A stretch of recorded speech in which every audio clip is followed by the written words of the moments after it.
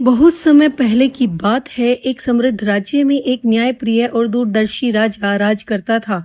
उसके 4 पुत्र थे। राजा वृद्ध हो चला था, इसलिए उसने सोचा कि अब समय आ गया है कि वह अपने पुत्रों को उनके हिस्से की चीजें देकर उन्हें जीवन के मार्ग पर आगे बढ़ने दे। एक दिन राजा ने चारों पुत्रों को राजसभा में बुलाया और प्रेम से कहा, मेरे पुत्रों, अब मैं बूढ़ा हो चुका हूँ।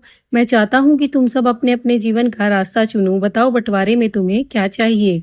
सबसे बड़ा पुत्र तुरंत बोला, पिताश्री, मुझे धन दौलत, हीरे जवाहरात और सोना चांदी दे दीजिए। मैं इन्हीं से अपना जीवन सुख से बिताऊंगा। राजा ने मुस्कुराकर उसे बहुत सारा धन, सोना और कीमती रत्न दे दिए। दूसरा पुत्र बोला, पिताश्री, मुझे जमीन जायदाद और खेत दे दीजिए। मैं अपने राज्य को खेती और संपत्ति से समृद्ध बनाऊंगा।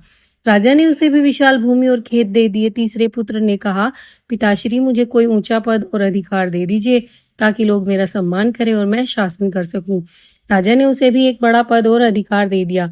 अब सबसे छोटा पुत्र चुपचाप खड़ा था। राजा ने उससे पूछा, और तुम्हें क्या चाहिए मेरे पुत्र?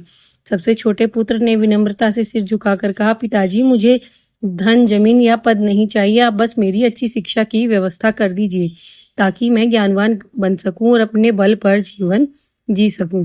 राजा ने सुनकर प्रसन्न होकर कहा, तुम्हारी इच्छा सबसे अनोखी है। मैं तुम्हें श्रेष्ठ गुरुओं के पास शिक्षा दिलाऊंगा।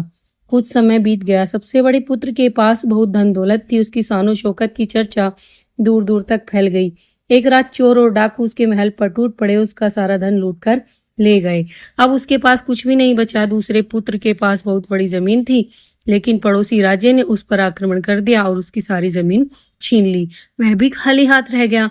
तीसरे पुत्र के पास ऊंचा पद था, लेकिन कुछ वर्षों बाद राज्य की सरकार बदल गई और उसका पद उससे छीन लिया गया।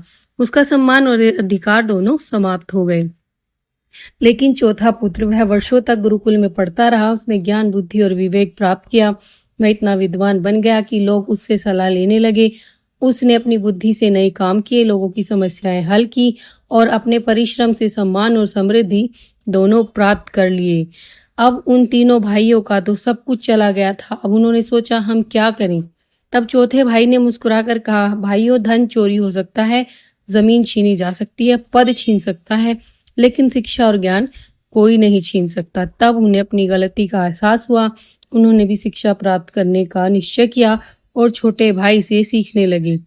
हमें इस कहानी से शिक्षा यही मिलती है, हमारे बच्चों के लिए जो नैतिक शिक्षा यही मिलती है कि जीवन में सबसे बड़ी संपत्ति धन या पद नहीं, बल्कि शिक्षा और ज्ञान है, क्योंकि यही वह खजाना है जिसे कोई नहीं चुरा सकता, जो हर परिस्थिति में मनुष्य का साथ देता है।